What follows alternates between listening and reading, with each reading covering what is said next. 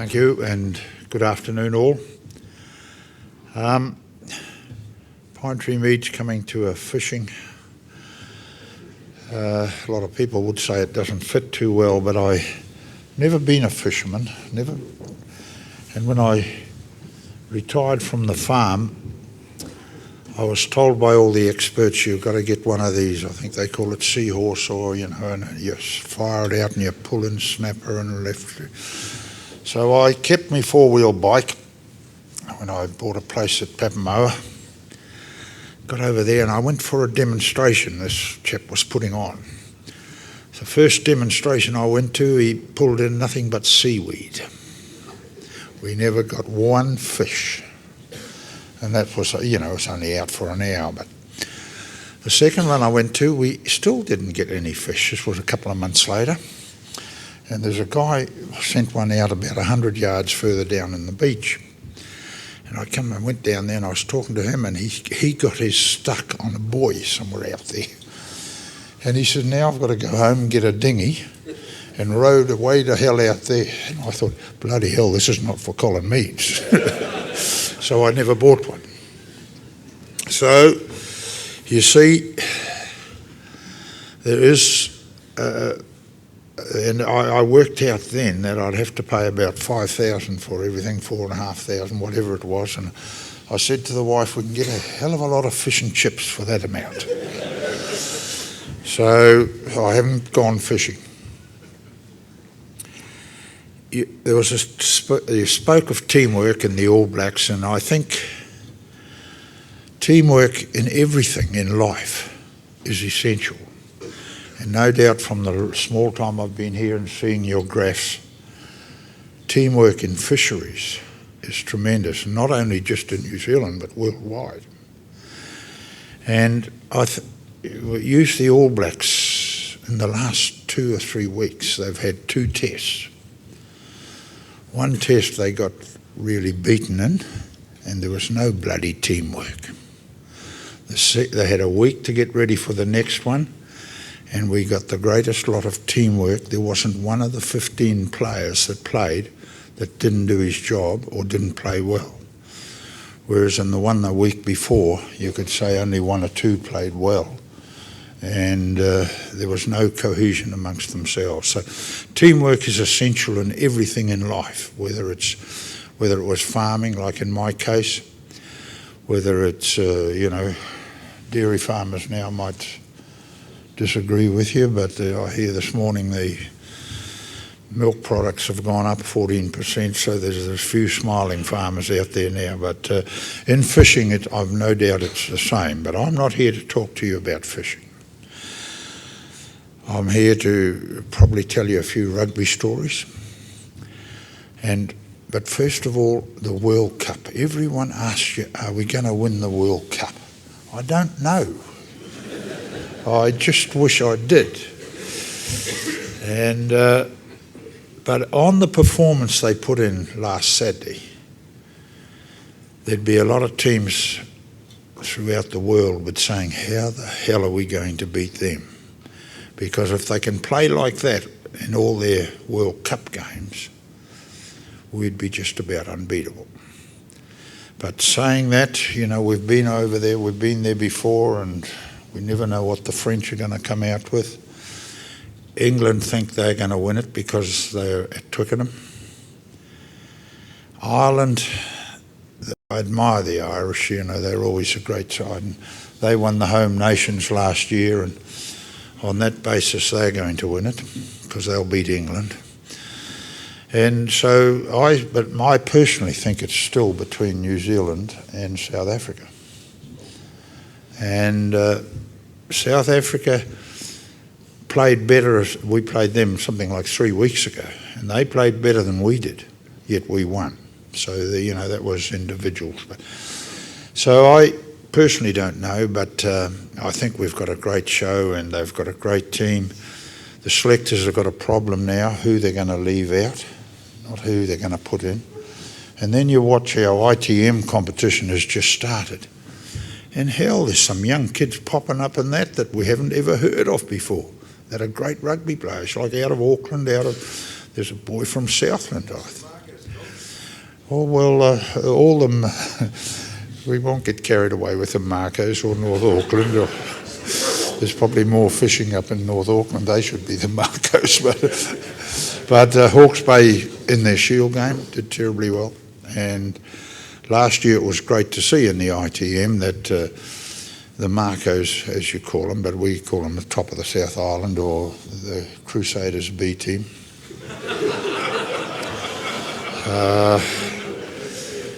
And Taranaki play in the final because that was good. It got all the big boys out of the thing. The disappointing thing of last year in the ITM, Wellington came last. So we're here in Wellington and they beat the top team. The team that came last year beat the top team last week. So it's open to everyone and that's why rugby's such a great game. But in my day, rugby was different. We never had all this technology, and you people talk about technology helping your industry. God, I get upset with technology in rugby. They go to that TMO now. And you know, the announcer's telling it's a certain try, where he's got a try, but there's some silly bugger who's a TMO says, no, it's not a try. And here's us all watching it. Sure, it's a try. The people that have scored have gone back to halfway. They know it's a try. And one TMO says it's not a try. Hell, we never had anything like that. The referee made a decision on the spot. We got on with the game. We didn't have to sit around for 2 or 3 minutes while they go through it and through it. It's all right for us sitting at home on the couch or having a beer. But boy, it must be frustrating to be a player, to sit there and say, did he get it down? Didn't he get it down? Or, referees have got to take more responsibility and say it's a try, it's not a try, and to hell with all this other bloody stuff. In the modern rugby player nowadays, they have so many people in their group. Like, I'll go back to when that Lions team came out here with the great English coach. I'm trying to think of his name now, it eludes me at the moment, but he had 28 of a staff. You know, there was so many coaches, so many this, so many, and Graham Henry liked him. Clive Woodward was his name, Sir Clive. And they were coming out in something like it was June or July, but in January, we pick up the paper one morning and he'd added a new man to his team. He was a biomechanist. And I'm sitting at home reading the paper and I thought, what the hell is a biomechanist?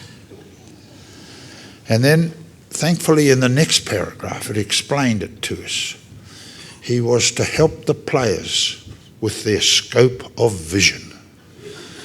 And I thought, hell, what's this game of rugby coming to? And it makes you think, you know, you sit there and think, and I thought the toughest player I ever played against was a South African called Martin Pelser. Hell, was he tough. Now, I'll give you an example how tough he was. In the 60s, I played against him in the 60s. We used to have a system, because we used to stand toe-to-toe in the lineouts. We never had a gap where you could drive a bus down between each team. You know, we used to stand shoulder to shoulder and push and shove. And I was playing as a loose forward a lot of the time. And we had a system in the lineout, Tremaine and I. If one was at 7, 6 pushed. Or, you know, and we used to alternate, if you understand what I mean. Well, one of our lineouts was going as a long throw in, and Tremaine's at 6, you see, and the ball's coming to me at 7. Well, Tremaine pushed this Pelser. Well, he up and thunk, set poor old Bunny on his backside. Tremaine comes back to the next time we sort of get within talking distance. He said, you're a 6 with the rest of this line of this game, boy. So it's good to be forewarned, isn't it? So I'm forewarned about this bugger. So I'm there, and I thought, now you got to. So I was a clever bugger. I'm going to give him a hell of a shove, and I'll rush around, and I'll get into that ruck so quick he won't be able to get me. Which I did, you know. I give him a hell of a push and rush around, because the ruck was formed straight away, straight into the ruck. You know, he come right round the back of our ruck, pulled me up, and Gee, did we have a tutu. The referee came in, broke it all up after a while, and we got the penalty. So I go back and tell him I'll do it all bloody day. We'll win on penalties, because up come Don Clark and kicked a goal from 40 yards out, and this is a great game, this is easy. Well, you know, that player, Martin Pelser, only had one eye. And we played against him 5 times in 1960, and at the end of 5 games, I never knew which was the good eye or which was the bad eye. And don't think we didn't try and find out. Now, how was this new man that Sir Clive Woodward had brought into his team to help the players with their scope of vision? How was he going to help Martin Pelser? He only had one scope. He'd have a bloody lot of trouble being helped, but it'd have been dangerous if he'd had 2 eyes. Now, that guy had lost an eye in a motor accident at the age of 9 or something. But hell, he was a good fellow, great player, but he only had one eye, and his scope of vision would have been very, very minor. Other things they have is the last World Cup, or the World Cup before that, I went to, and I'm over there, and you see them all hop on the bus. And like Graham Henry liked this Sir Clive Woodward, he got up to that the All Blacks, when they went away in 2007, when we lost that World Cup, you know, in the quarter-final, he went away with 25. And you know, there's dietitians, nutritionists, a big percentage of them are ladies, young girls, young females. And gosh, they look neat. You know, we used to leave when we played rugby, we only ever took 2. One was the manager and the other was assistant manager. And if you had 2 Fred Allen, more than 1 Fred Allen, you'd be in trouble, I thought. But anyway, they had all these beautiful girls. And I thought, and I said, well, who are they? Oh, the one's a dietitian, nutritionist, there's a physiotherapist, 2 physiotherapists, 1 doctor. They even took 2 doctors. They needed a second opinion. And you have no idea. And I got to wondering about this. That was the time we had a lot of groin strains. And I thought they young, fit men and physiotherapists and groin strains, I thought, not a good look. I think they haven't got quite as many of a staff nowadays as they used to have. But boy, they dressed up, and they used to be in all black blazers, all black kit and everything. And I used to think to myself, hell, we used to have to work like hell to get a blazer. You had to get picked in the team. No one else wore blazers, you know, that sort of thing. But the whole shebang, they all got outfitted and all in their gear.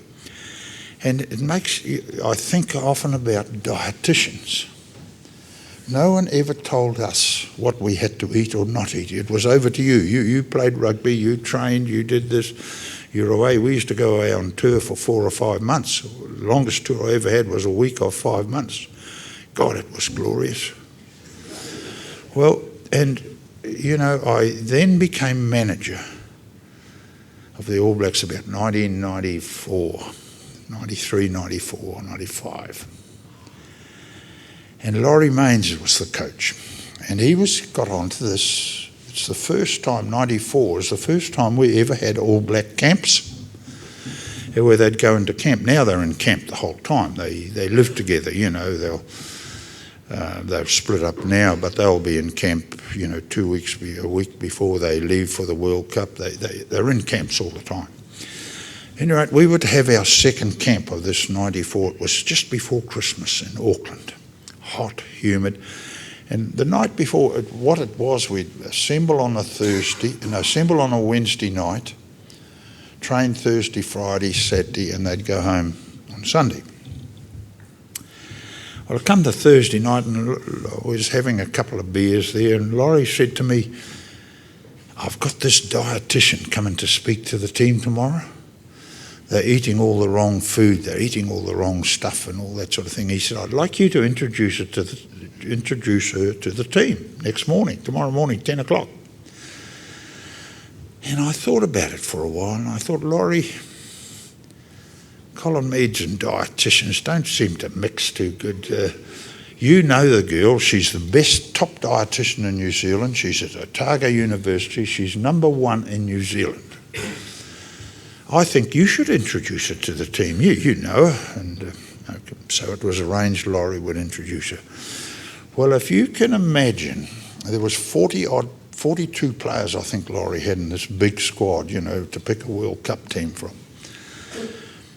Well, if you can imagine 42 prospective All Blacks, say about 20 of them were All Blacks, they're all young ones and all side, and in a hot, humid morning in Auckland, come down at 10 o'clock to be ready for training. Some in just a pair of shorts, it was that hot. Slovenly look, some are in there playing cards. If you'd have walked into this team room and looked at that 42, you'd have thought, what a bloody bunch. Well, you could imagine it. In walks Laurie with this dietitian. Was she put together? A little bit thin, I thought, but well, you should have seen those players sit up. All of a sudden, the chests were out, and even little Mertz, the little he was. Well, this girl started off, this dietitian. She started on what was good for you and what was bad. Now, I can't remember very little. The only thing I can remember is what would have affected me when I was playing. So she started off on things that were good for you and then bad for you. Now, she got things that are bad for you. Sugar. Too much sugar is bad for you. And real. And I'm sitting at the back of the room and I'm thinking about that. And I can remember in my playing days, I got home in 1961. It was the year the French came here. And I was just home in Tikawati and been out working on the farm, and you're waiting for your lunch to go to club football in the afternoon. And these women, they're always late. And so you sit down on the sofa and you pick up one of these magazines that was on it that us men never read. We just often have a look at. Woman's Weekly. And there's an article in it on the front. The quickest way to get energy into your body was sugar. And so I read this and I thought, eventually got me lunch, I'll try it out. And I always have a cup of tea, and that's the last drink we ever had until after the game, because we weren't allowed to have water on the field. It'd give you a cramp. So I had my cup of tea. Instead of putting 2 teaspoons in, I put 4. Hell, I played well. I got 2 tries in this club game, and I thought, that's it, the answer, sugar. By the time the test come around about 3 or 4 weeks later, I was putting 8 of the bastards in it. And I was drinking a syrup. I know it was a syrup, I'd stir it all up, but boy, hell it made. For the rest of my rugby career, I was putting 8 teaspoons, only the day of the game, not before the game, I'd put 8 teaspoons in my cup of tea. And it made me feel good. And here's this beautiful dietitian telling me it was bad for me. Another thing that was bad for you, and I can remember, was butter. Too much butter is bad for you. And you think about things, in life. And in my early days, and I can always remember my father, because in those days butter was butter. And if it was in the fridge, it was like concrete. And we used to get toast in the morning, and unless the toast was hot, straight out of the, because I think Mum used to heat it grill it in the oven, unless it was booming hot, the old man would chuck it away, because he used to get this hot toast and just cut off squares of butter, just bloody thick slice, and just sit it on top of them and let it melt in. Beautiful. So that was 2 things I can remember. Then she got on to a daily program, what we should eat. We're playing a test next Saturday, and she started on Sunday. And I thought about it, and Sunday was okay. Monday, not bad. Tuesday, it was getting a bit tricky. She got to Wednesday. She said, Wednesday is the last day you should have any red meat. And I thought, bloody hell, girl. I'd been on a tour where we played twice a week. We used to play Saturday, Wednesday, Saturday, Wednesday. I'm sitting at the back of the room, and if I've got to stop eating red meat on Wednesday for Saturday's game, I've got another one on Wednesday, I'll have to stop eating red meat on Sunday. In 2 weeks I'd be bloody anemic. So I got that. So that was Wednesday. She got to Thursday and you ate pasta. And I'm thinking to myself, pasta? Bloody pasta. And you think of these things, and I think, well, if pasta's so good for you, the Italians would be the best in the world. And they're bloody useless. Friday, I was getting upset. By Friday, you were carbo loading. Carbo loading, and I never had it. What the hell's carbo? Carbo loading. And I got there and I thought, I suppose you eat a lot of potatoes. I don't know. Then I got to thinking, what the hell did we used to eat? And I can always remember, we all had our diets for the day of a game. I could never remember what I ate the day before or 2 days before. I can always remember when in Tikawiti what I ate on Fridays, because in my early marriage and early career, my wife was a Catholic and you weren't allowed to eat meat on bloody Friday, so we had fish every Friday. But that's something you should bring back, more religion, and you can sell more fish. So I can always remember what I had the day of a game on tour, and it's all pre-ordered. Every player is different, the whole. You get a little fella like Maki Hiruweni. He had poached eggs on toast at 11 o'clock. And that's it. That's him for the day. And you've got to remember, we never played at night. We always played in the afternoon, 2:30 or 3 o'clock. My diet for Saturday was at 8 o'clock in the morning, I had steak and eggs. For lunch, I used to have cold meat and mashed potatoes. In the mashed potatoes, you used to make a hole in the top of it, in goes the butter. Then I'd have a cup of tea, 8 teaspoons of sugar, and I'm ready for the bloody game. So I thought, I can't let this lass leave here. I'm manager of this team. It's nothing to do with me, but I can't let her leave here without me voicing my disapproval and telling her I don't believe a bloody word she said. So I got this lass and I got her away on the side. Can I just have a couple of minutes of your time? And I said to her, I don't believe a word you said. Oh, Colin. And I then explained to her what I had on Saturday. I said, forget all those other days. I told her I'd been on a tour and we used to play Saturday, Wednesday. You couldn't live on your diet Saturday, Wednesdays. And I told her that just like I've told you. I had steak and eggs for breakfast, cold meat and mashed potatoes, in goes the butter, and then a cup of tea and 8 teaspoons of sugar. She looked at me and she said, Colin, you don't know how good you could have been.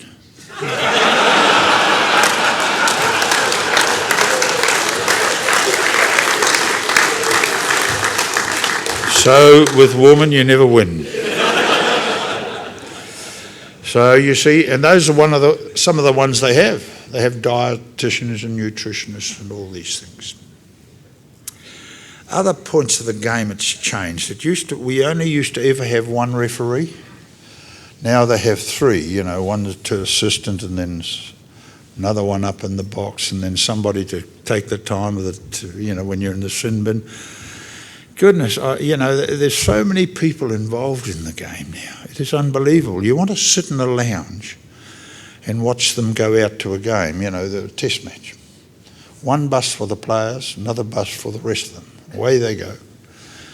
Well, and they get to the game. Players now, they get to a game and they spend half an hour warming up or going through drills that they've been doing all the bloody week. They've been training for. They bring out tackling bags.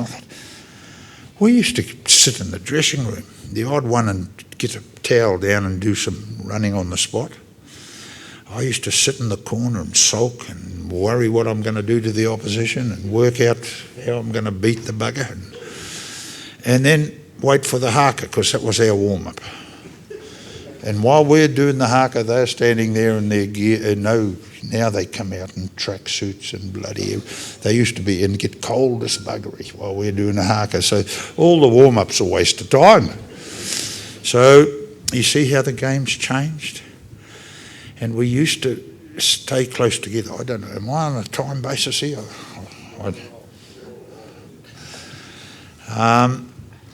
We used to, have to help the referee a bit at times. With only one referee there, and then we also knew he couldn't see everything. And so there was a few occasions where you had, and mind you, we got dealt to a few times ourselves too, don't worry about that. But I always remember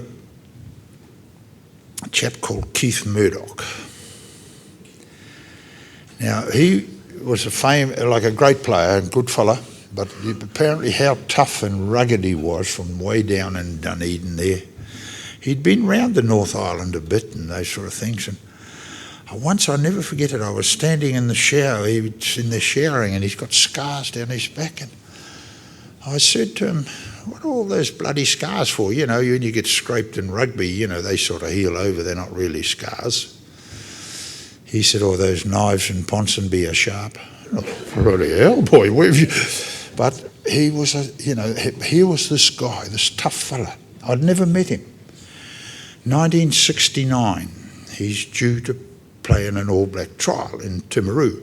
In those days, we used to have North Island trials, South Island trials, New Zealand versus the rest, North-South game, and then they'd pick a team. So you used to plan these things, you see. So this was 69. And the talk about Murdoch, how tough and rugged he was. And my mate Tremaine says, Piney, you don't want to mix with this fella. He's bloody rugged. Just keep away from him. And I thought, he's not going to worry me. I'm a lock. He's a prop. He's not going to worry me. Well, it comes 69, and he's down there. He's picked to play in a trial in Timaru on Tuesday. We have a North Island trial at Palmerston North on the Wednesday. Well, the fishing boats were in Dunedin, and he plays club rugby for Zingaree Richmond on Saturday. And they have a good do, and then they're off down the Octagon, after their club function, and all these fishing boats, these people you're talking about, they're all in town. And, they play hard, and Keith got tied up with them. Well, Keith was one to never turn down a challenge, and they were trying to outdrink him. Stupid move. Well, here's this big burly fellow who I'd never met. He's with these fishermen, but at 1 o'clock in the morning, the boss of the hotel says, come on, all out, 1 o'clock, you're all away. Fishermen said, don't worry, come back to the boat with us. We got plenty rum and all that stuff back there, boy. She'll be right. So Keith, not being one to turn down a challenge, off he goes with these fishermen back to their boat. Well, by 5 o'clock in the morning, they're all monkeys. They're sound asleep, monkeys. But at 6 o'clock, the captain of the vessel gets up and off out to sea. He's got Murdoch on board. And he's away for a fortnight. So in 69, we didn't have to worry about him. He became a cook on a fishing vessel. So the following year, 1970, we're off to South Africa. And it's the same procedure again. They had trials down there, But this year, in 70, no fishing boats in town.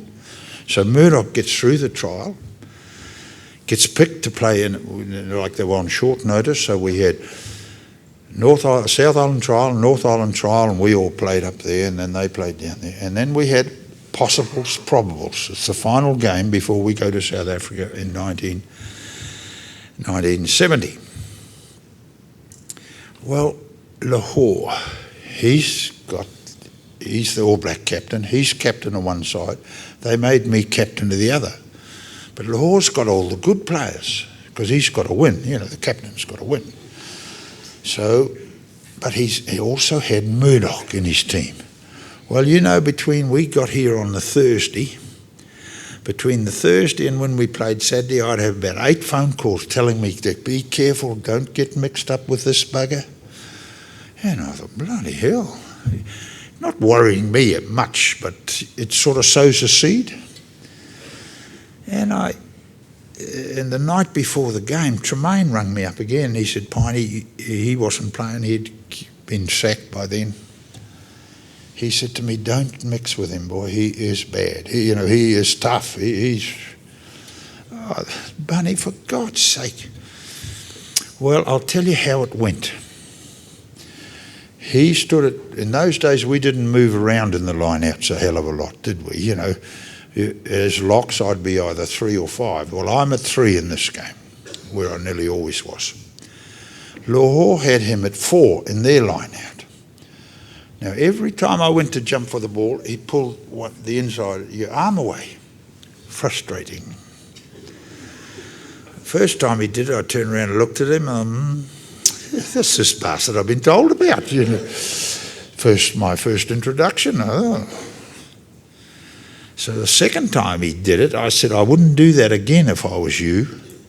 And I'd been in the All Blacks for years and used to tell young fellas, don't do that again. And they never did it again, but he kept doing it.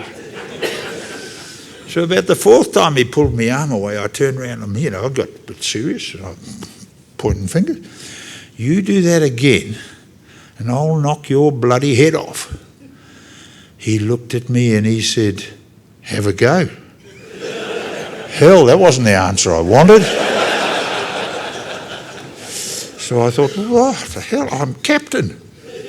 Captains can't do these things. Captains are the good buggers, It made me think the greatest captain I ever had was Sir Wilson Winray. He was the greatest.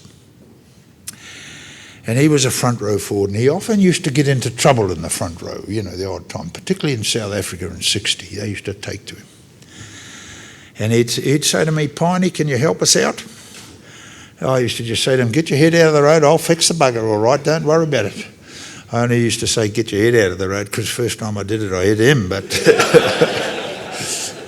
he used to have trouble in the front row, see, so I thought, I better get somebody in my team to help me out with this bloody murder. I turned to Jazz Muller, can you get him off my back, particularly at line-outs, just sort of take him out a bit? He'd heard all these stories too. He wasn't going to help me one little bit. The other bugger was Jake Burns, and poor old Jake was a lock playing at prop, and he said, I'm having enough trouble holding the scrum up, look after yourself, you big prick. God, I'm there and I'm saying, I'm not even a bloody good captain. So what do you do? I told him about, let's say 6 or 7 times I'm going to knock his bloody head off. And he's just telling me to keep having a go. My credibility was going out that door. And I'm saying to myself, hell, we got to travel with this guy. He's in the team. I know he is. We got to, I'm going to have to do it myself. And, these things going through your mind. I was saying to myself now, don't do it too early in case he's running around afterwards. Make sure it's a good one if you're going to do it. And all these things are going through my mind. And I thought, and I'll never forget it. There's Athletic Park here, 4 minutes to go on that clock down in the far corner, and it was their throw into a line-out, sort of centre field. Pat Murphy was the referee. I don't care if he does see me. He's kind to me. He's a nice guy. Well, I hauled off and I hit this Murdoch. It wasn't one of those from here. It was from way back here. God, I got him right on the button. Oh, shit. You have no idea. Broken knuckles. And I thought, hell, he has to fall over. That's as good as I've ever done.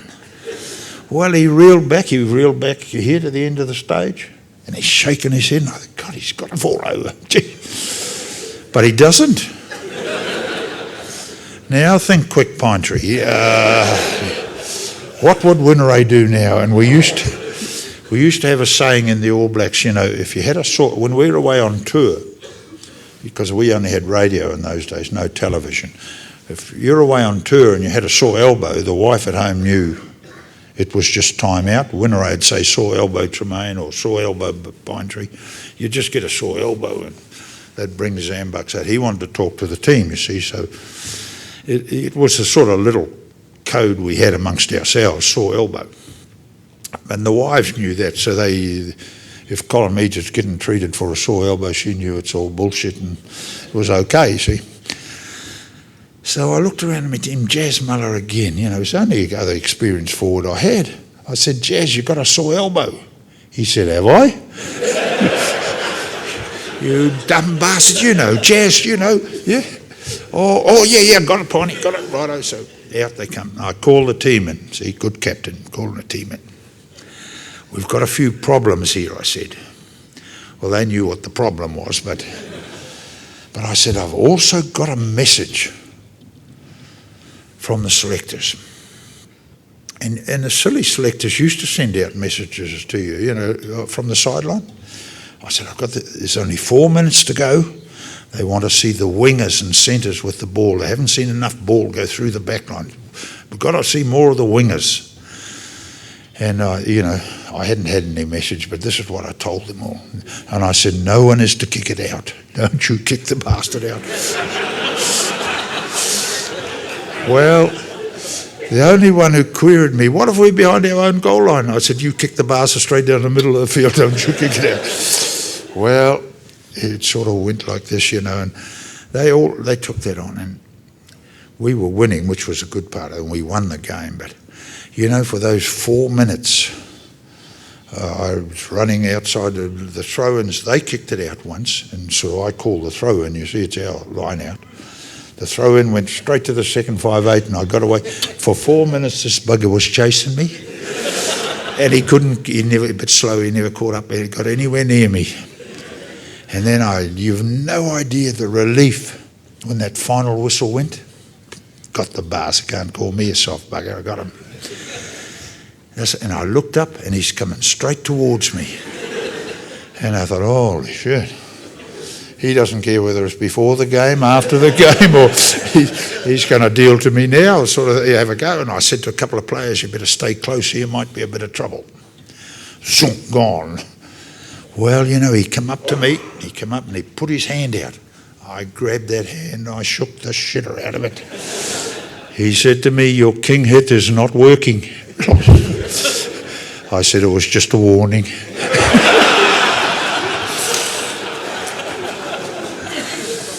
Those are some of the things we got up to in those days, but another story. Fred Allen was the greatest coach we had, you know, but he was cruel, he was hard, he was merciless. And, you know, I've seen him send players home. You got a young player picked for his first test.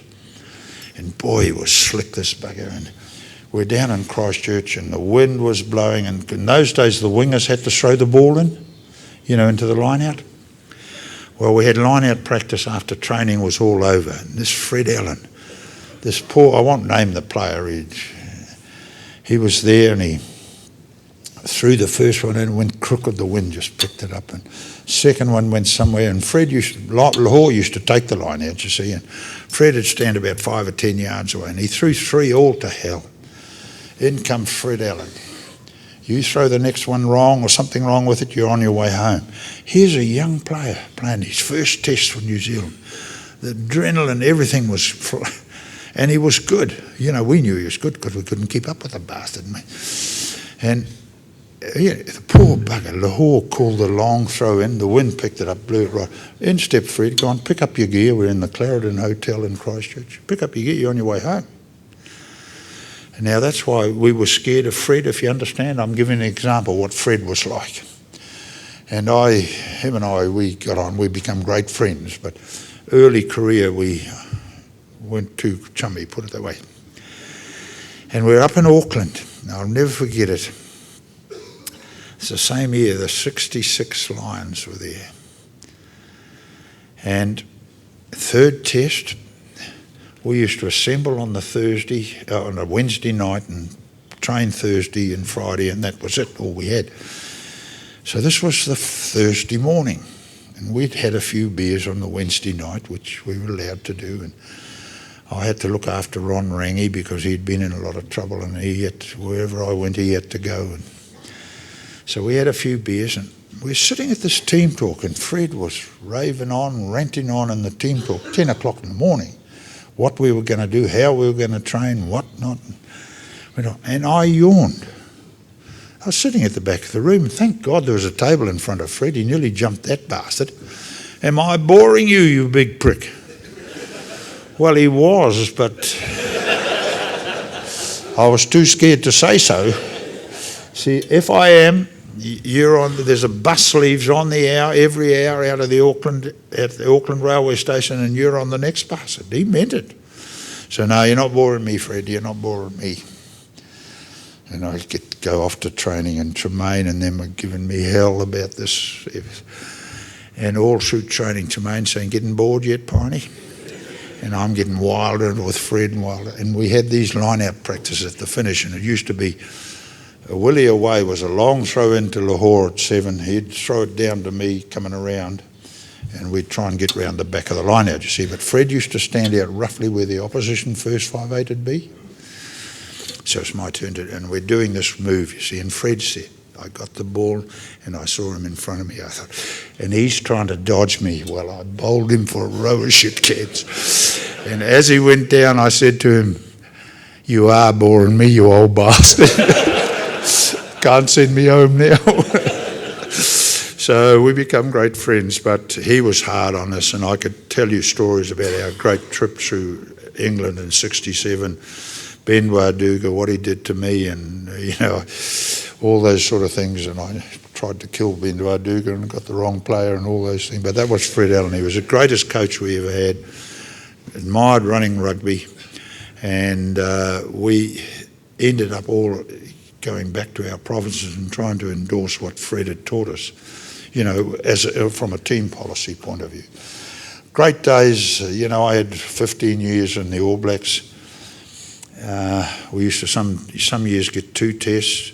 The most we ever got was 5, and now they're on 15, 16, 17, 18 a year, so it's a big difference. But isn't it great to see Richie McCaw, what a humble and great guy he was. And I honestly think on Saturday's the first time I've seen him a bit emotional.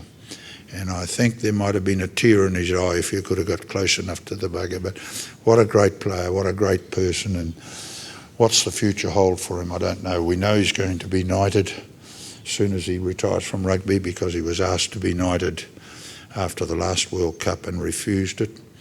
And so eventually he'll be Sir Richie, and he's a great guy, great fella, very shy and humble, and you just can't get a better role model than him anywhere in New Zealand. Great to be here talking to you. Hope your conference has gone well, and I hope you still keep plenty of snapper coming into those fish and chip shops, and the ones in Te Kore are good. Thank you.